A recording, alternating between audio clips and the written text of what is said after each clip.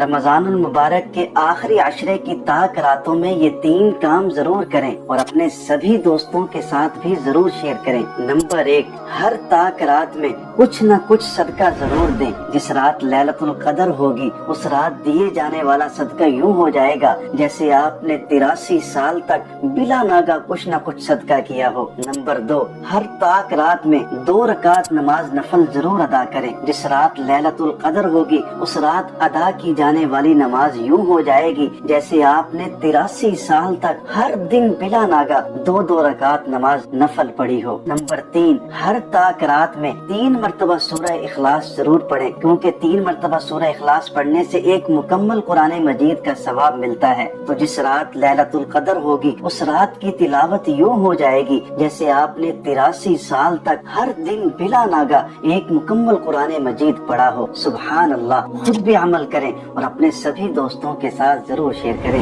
جزاک اللہ۔